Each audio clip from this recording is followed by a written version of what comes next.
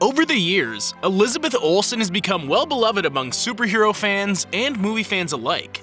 But it wasn't always like this. In actual fact, Elizabeth isn't even the most famous member of her family. Seeing her success in Marvel projects like Avengers, Age of Ultron, and Wandavision has audiences very excited to see her in the highly anticipated Doctor Strange sequel, Doctor Strange in the Multiverse of Madness.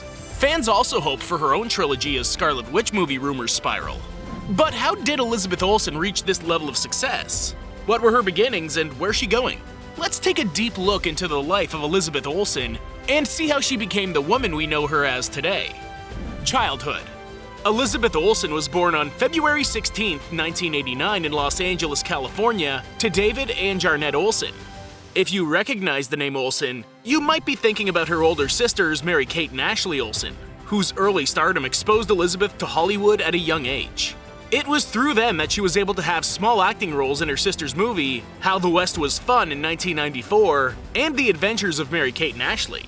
Elizabeth once commented to The Guardian in regard to her roles in these fields. "Oh, I really got to exercise the acting muscles there. You can't imagine the awesome thespian demands on the kid playing Girl in Car in How the West Was Fun." Her mother was a former ballet dancer for the LA Dance Company and a personal manager, while her father was a real estate agent and mortgage banker. Sadly, her parents separated when she was 7 years old. Her mother enrolled Elizabeth in singing and ballet because she saw the potential in her. Both these classes and her minor roles in her sister's films gave her the experience she needed to continue auditioning in the 4th grade. You may think her parents, or at least her mother, seemed to be controlling stage parents. However, Elizabeth says this in an interview with The Guardian about her upbringing. "I never thought about working on movies or television as something super special that all these super special people get to do. Neither did my sisters, and they were on camera from the age of a year old onwards. My parents had very little to do with my sister's job, really. At least not after getting them that first job. They always did what they could to hook them up with the right people to handle things, like being child stars and managing assets and running production companies and so on, but they never pretended like they could do it well themselves. And my parents were so not that at all. My mother's a ballet dancer, which isn't what you call a job, and the mother of 4 children. And my father works full-time in real estate. My sisters run their own thing now. They have since they turned 18. Elizabeth and her friends collaborated on a film called The Bleach in the 6th grade and made a red carpet event at her home, inviting the whole neighborhood. We had a copy in our school for our class to watch when it was rainy and we couldn't go out into the playground. We were obsessive," she recalled to Nylon.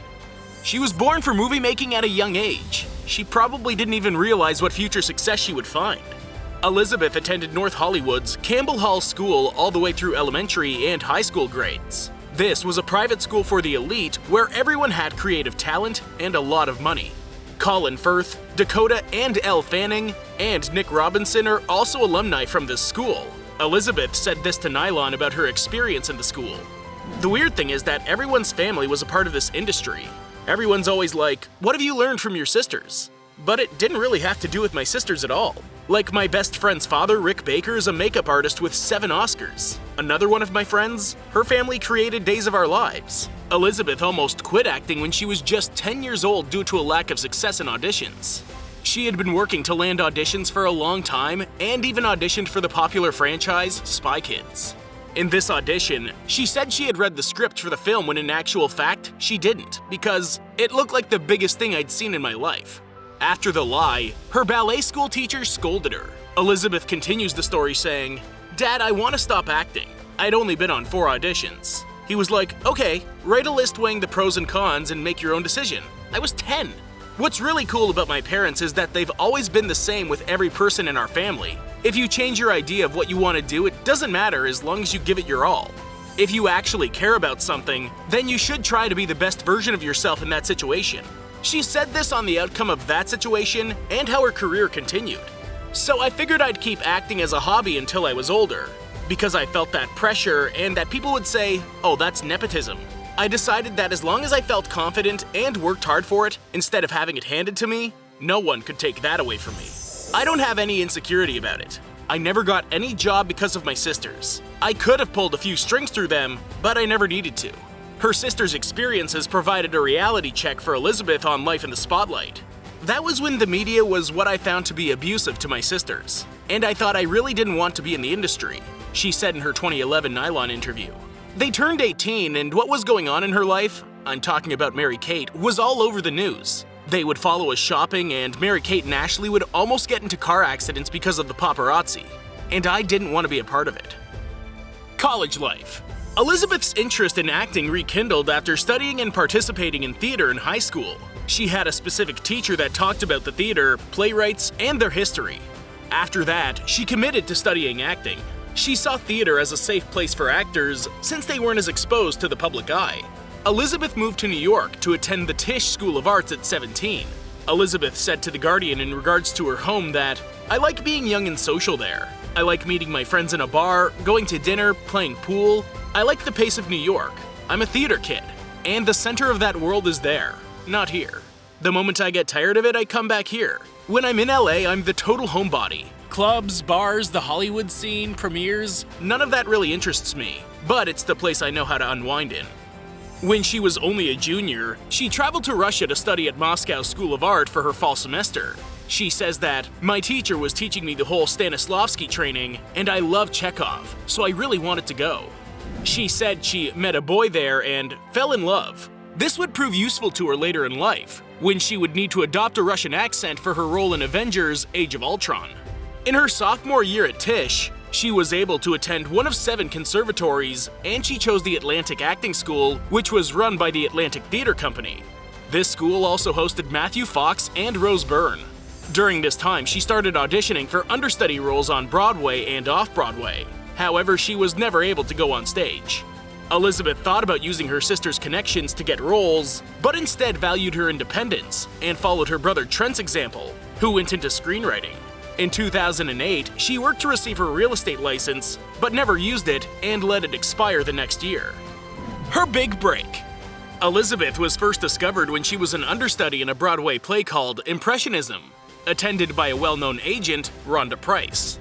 After seeing Elizabeth's name on the playbill, she called Kate Bloomberg, who owned the Atlantic Theater Company. Rhonda already had an existing relationship with her because she represented her as well. Rhonda asked to meet with Elizabeth, and she became her agent from there on out. Her first successful film was called Martha Marcy May Marlene, where she played a cult survivor as she escapes to her sister's house, but is still haunted from her traumatizing memories. She had first read the script for this film when she was filming Peace, Love, and Misunderstanding, which also featured Jeffrey Dean Morgan and Jane Fonda. The film premiered at the Toronto Film Festival in September of 2011. "It all freaks me out a bit because I just got lucky," Elizabeth said in regard to the audition process. "It's so early in trying to get work, it's bound to go down. It's set this expectation. But I know that in auditioning, all that's in my control is to know the character and to know my lines. After that, it's not up to me. I could have the wrong hair color, the wrong look, I could be the wrong shape. So I went into audition for Martha just believing I knew what I was doing, and Sean found that we met on the same page." In Martha Marcy May Marlene, Elizabeth wasn't sure about the role at first and said that, "It was a really interesting feeling, where I just felt like I knew how to approach this. That doesn't happen too often with me."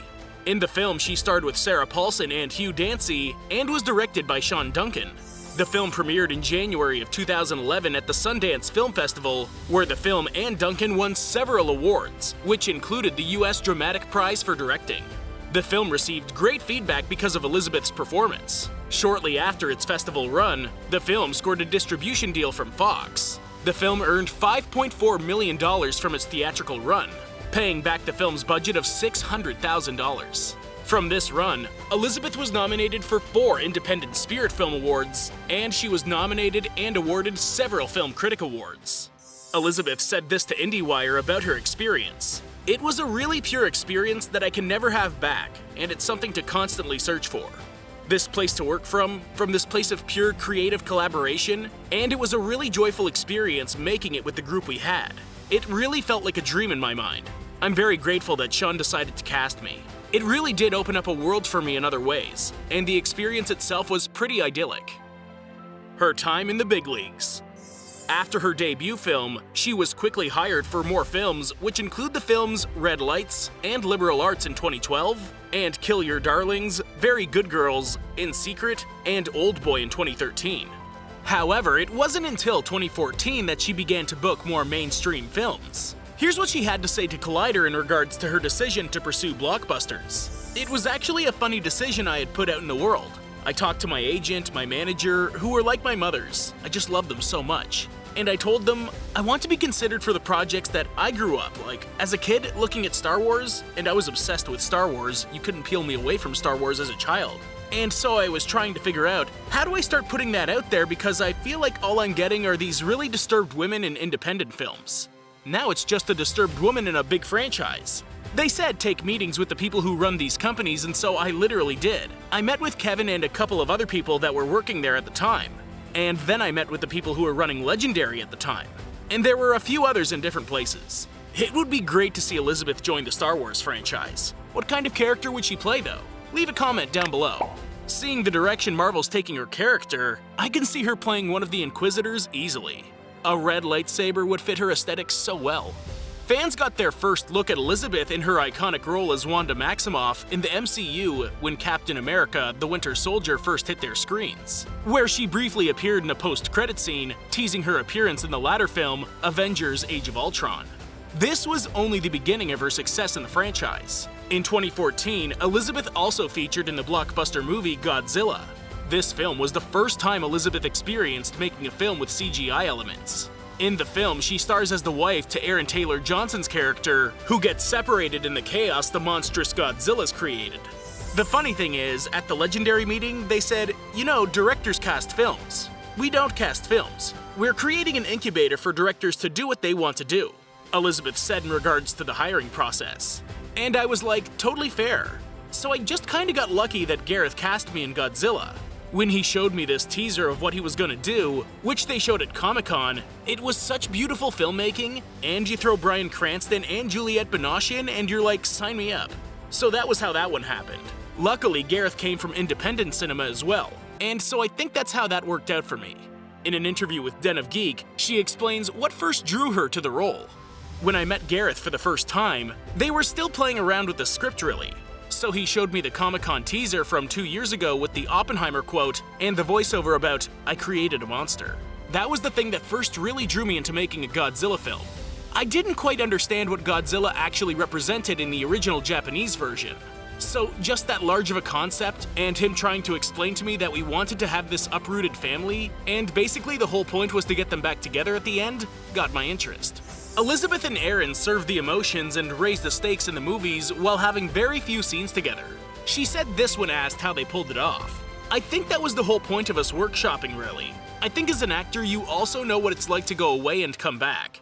And Aaron has children, so we pulled from our own experiences in trying to root that in this specific relationship. And Aaron and I just really get on well and trust each other. There's a comfortability, so there's nothing awkward, really. When she landed the role, she didn't realize how much herself and Aaron would be connected in the process of starring in blockbuster movies. Elizabeth and her Godzilla co-star Aaron Taylor Johnson were being considered for the role of the Maximoff twins as they were filming reshoots for Godzilla. Joss Whedon had Aaron and I in mind for Quicksilver and Scarlet Witch, Elizabeth recalled. And so Aaron and I both took separate meetings with Joss while we were doing reshoots for Godzilla, and Aaron and I kind of were like, are we both gonna do this? This is so funny. Should we move on from being husband and wife to being brother and sister? Ooh, I didn't know Marvel had a thing for incest. How do you see two people playing a romantic couple and think, hey, they'd make great siblings? Elizabeth had never been into comic books and didn't know much going into the Marvel franchise. It wasn't like I was a comic book person, Elizabeth confessed. It was just that I loved Iron Man. I really loved Iron Man. And I remember hearing my brother talk about, oh, are you meeting on Guardians? He already knew about all these things that were happening that I didn't. And he was really telling me how exciting the next chapter of Marvel was gonna be, and so the way he talked about it made me excited. And you know, he's not in the industry, he's just a fan. She did read the comics featuring her character before starting the role to get an idea of what Scarlet Witch is really like. She had no idea what Marvel had planned with the character, but introducing her into the franchise allowed Marvel to be more diverse by including a strong female character, which was scarce in the movies at the time. She was interested in the potential of her being involved in the multiverse, but at the time, she was just content to be involved in the franchise. Little did she know what would be in store for her. Elizabeth wasn't sure about how her character was portrayed in the comics though. The look her character had in the first movie was very different from how fans were used to seeing her. This is her answer to Speakeasy, who was curious about her opinions. Because it's the origin, we're not superheroes yet. So what we could start with is in the comics where it says they're from Sokovia and that they're gypsy kids. Things like that we took on.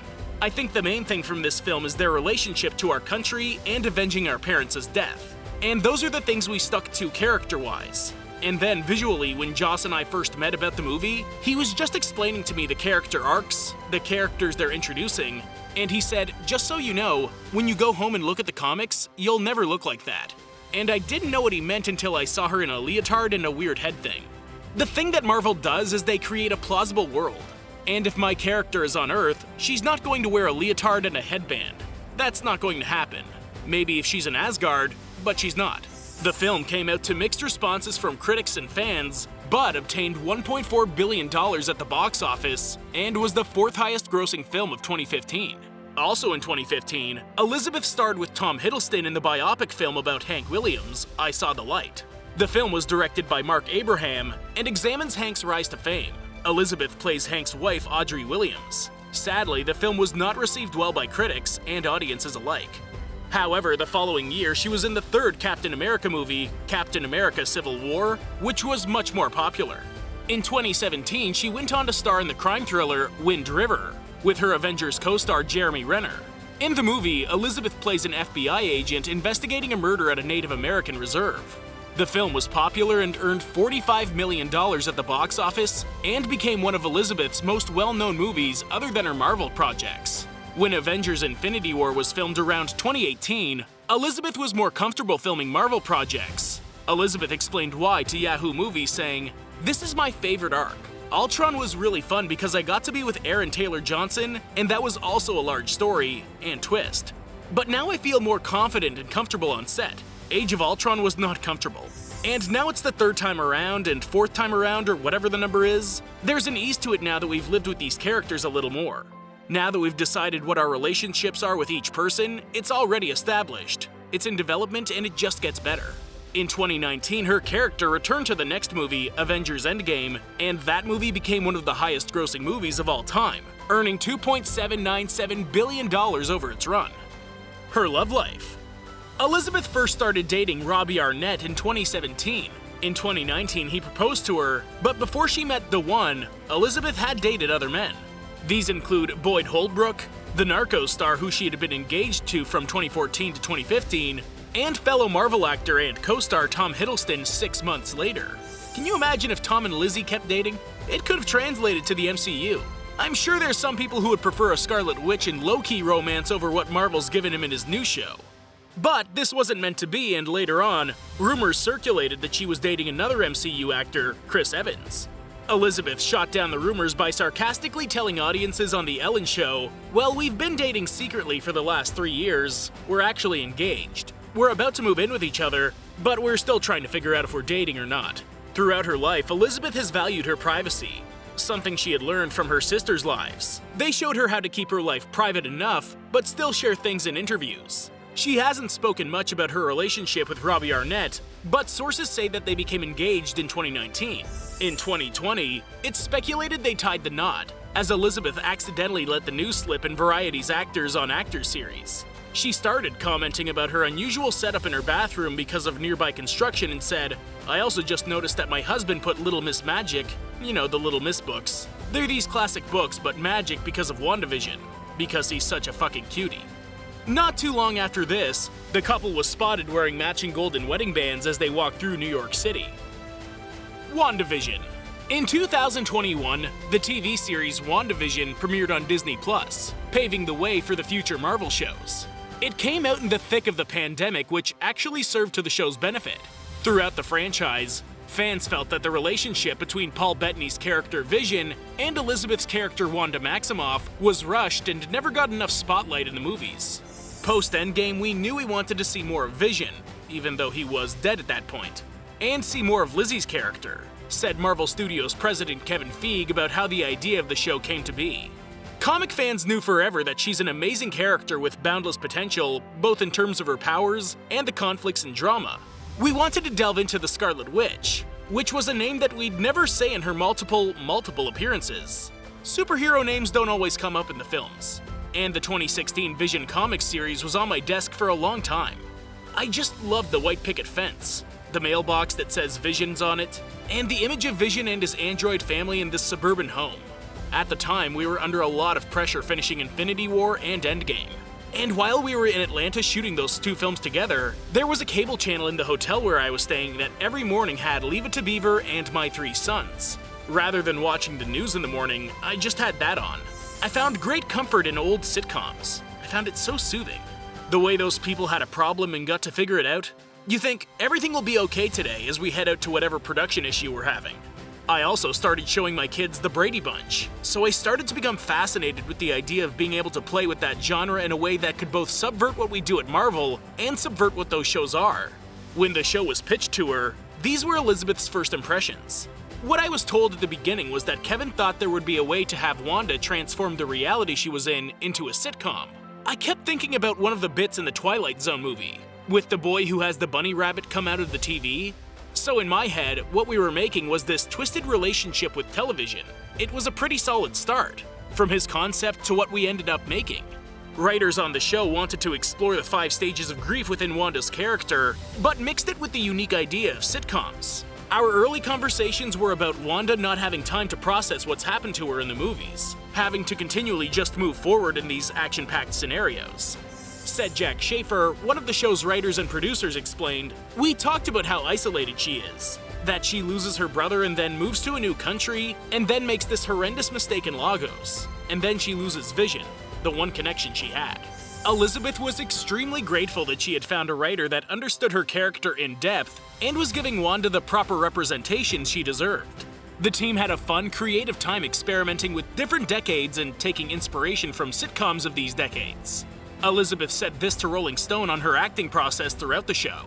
"When I learned that it was 50s, 60s, 70s, and that was how they were breaking down the episodes, I was thinking, this is going to be so hard. For the 50s and 60s, I drew The Mary Tyler Moore Show, The Dick Van Dyke Show, Bewitched. For the 70s, I was kind of going on instinct at that point. And one of my favorite references in the world, the 1996 movie A Very Brady Sequel, not the actual Brady Bunch. In the show, Wanda's taken over a town in New Jersey called Westview, controlling it to make her perfect fantasy with Vision to avoid her grief over his death. In the beginning, each episode is themed to a different decade. Elizabeth got to dive into her sister's roots as the first episode was filmed in front of a studio audience. It also used methods from the 50s for its special effects. Kevin Feige and Matt Shakman, director of Wandavision, had lunch with Dick Van Dyke himself to consult him on this style and talk about his sitcom in that period. Apparently, the show was shot very quickly, even faster than previous Marvel movies. "A lot of my memories of it have to do with total chaos and exhaustion," Elizabeth told Vanity Fair. "Usually on a Marvel movie, you shoot a page to 2 pages a day of script, and on our show, we're shooting 7. The speed of everything was just a totally different level. A lot of chaos started to happen. Paul and I were doing reshoots during COVID of one of the last scenes in the 60s. We had no time to film the scene that happens backstage right after we do the magic show. I'm asking him what's going on and he tells me he swallowed gum and that whole bit. It was so hammy and so ridiculous and we could just not hold it together. We could not stop laughing." Elizabeth speaks fondly of her other co-star, Kathryn Hahn, who plays the witch Agatha Harkness, who disguises herself in the false reality to steal Wanda's powers. "I felt like Kathryn and I got to tap into this child performer space, where we could perform without fear of coming across as too much or unrealistic. It was really freeing. I've never done a sitcom. The closest thing I've ever done was a screwball comedy class in college. And while I was in that class, I was kind of frustrated to be doing it, no one does this anymore. Kathryn and I had this amazing thing where we still had the same vocal warm-up no matter what the decade was, until we were out of sitcom land.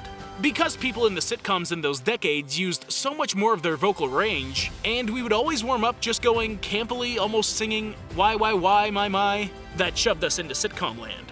The hardest scene for Elizabeth to film was in the flashbacks of episode 8, when she first created the fake reality of her sitcom world out of grief. Elizabeth says this about the experience. "That day was terrifying. We called it the grief bomb. You're relying on that moment to build this entire show, so that feels like a lot of pressure. And it's also an unnatural thing that you're doing. Because I'm wired, I'm in a harness, and then I lift up and I'm floating on a wire while I'm wailing. So there's a lot of things that just seem so unnatural to it. But it's so funny because in these Marvel movies, I'm always in this position. where there's a big emotional moment while crazy things are happening. So since doing Age of Ultron, I feel like I figured out how to have those kinds of big emotional moments and not be too uncomfortable with the fact there's like 300 people doing their job around me. Since filming and reshoots were in the midst of COVID, some of the stagings had to be changed to keep everyone safe. One of these changes included one of the final scenes, where the townspeople confront Wanda about her control. Originally, the townspeople were supposed to fight Wanda in a zombie-like fashion. However, this would have required everyone to be close together while exerting themselves, which could cause the virus to spread on set. So instead, they opted to add more dialogue for the townspeople to say to Wanda. Elizabeth and the show writers believed that this change was better for the story. Elizabeth expressed, "It's the first time she recognizes the pain in that world, and I think she feels terrible for what she's doing to these people." But that sequence was so fun to film. When Wandavision was released on Disney Plus in January of 2021, it was an immediate success with audiences. Even people who had never watched an MCU movie before were interested in the show. Every episode created more conspiracy theories on the lore of the show, as the reasoning Wanda was in the sitcom wasn't revealed until episode 4. Some of these theories included that Agnes's husband was the infamous Mephisto, basically the devil of Marvel Comics, and that everyone in the town was reanimated corpses that Wanda was controlling. Elizabeth won multiple awards for her performance in WandaVision, including MTV's award for the Best Fight and Best Performance, as well as being nominated for an Emmy. Multiverse of Madness. Elizabeth's next Marvel project is a supporting role in Doctor Strange, Multiverse of Madness, where Wanda will be enlisted to help Doctor Strange in fixing the already crumbling multiverse around them. Many suspect that Wanda could become the villain of the movie or an additional antagonist. However, we've yet to see if this is true, as the movie doesn't premiere in theaters until May of this year. When filming began for the Doctor Strange movie, Benedict Cumberbatch, who plays the Strange Sorcerer, expressed to Elizabeth how much he enjoyed her Disney Plus show WandaVision. Elizabeth recalled this to Rolling Stone, saying, "He had really positive things to say about how the show ended up. They showed it to him, I think, before it all aired. I didn't really know what was happening in Doctor Strange until just before we got back to shooting the film during the pandemic in September." After finishing filming WandaVision, she flew to California to start filming for Multiverse of Madness not long after.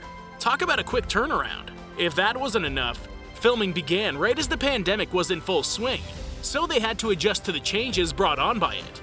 Elizabeth said this about the experience on variety series Actors on Actors. "That's what I was shooting in the UK. So I finished WandaVision, it was October. We had 2 months during the pandemic. Luckily, even though we filmed in Atlanta, and then we moved to LA, we had a lot of the same crew, so the mask didn't feel as awkward. There's still a fun spirit, and I think we were just so excited to finish the show, and I think we'd already worked about 5 months on it. It was just a long job. So we were really excited to finish it, and I wrapped up in October on a Wednesday, and they flew me to London on a Friday. I've been doing the same character for like 2 years almost. It's a lot." Elizabeth has hinted that this next film may be the scariest film in the MCU. The movie is the only Marvel film that has fit the horror genre, so it'll definitely be interesting to see how the film turns out. The genre switch was really startling for Elizabeth, as she had just come from filming her comedic series WandaVision. Fans are raving, waiting to see what happens next to their favorite witch. The real scary part of the film will be seeing if our favorite characters make it out alive, as Marvel has been slaughtering heroes left, right, and center in their recent films. Other upcoming projects. A rumor has been circulating around recently that Disney has extended Elizabeth's contract for another decade, and that this could include her very own solo film as the Scarlet Witch. However, this was leaked by Harry Bowles on Twitter, who's nicknamed the Marvel Insider. These are only rumors and have not been confirmed by Disney as of yet. I am sure she has a lot of time left in Marvel, and her popularity shows that a movie would be successful, so following these rumors would be a smart move on Disney's part. Another announced project Elizabeth is a part of is a new HBO Max series called Love and Death, which is being produced by David E. Kelley and Nicole Kidman. The show's inspired by the true story of Candy Montgomery, a woman who murdered Betty Gore, a friend from her church, with an axe. The story takes place in Texas in the 1980s. Elizabeth will star in the series as Candy and explore more of her dark side in this intense true crime story. The head of original content for HBO Max, Sarah Aubrey, had this to say about the project. "This is a gripping story and the frustrations and desires of 2 women in a small town that culminates in a terrible act of violence. We are thrilled to be partnering with David, Leslie, Nicole, and Per, and incredibly fortunate to have Elizabeth at the center of our story to bring out all the layers of candy that make this story so unforgettable. Kevin Beggs, chairman of Lionsgate Television Group, said this about casting of Elizabeth in their adaptation.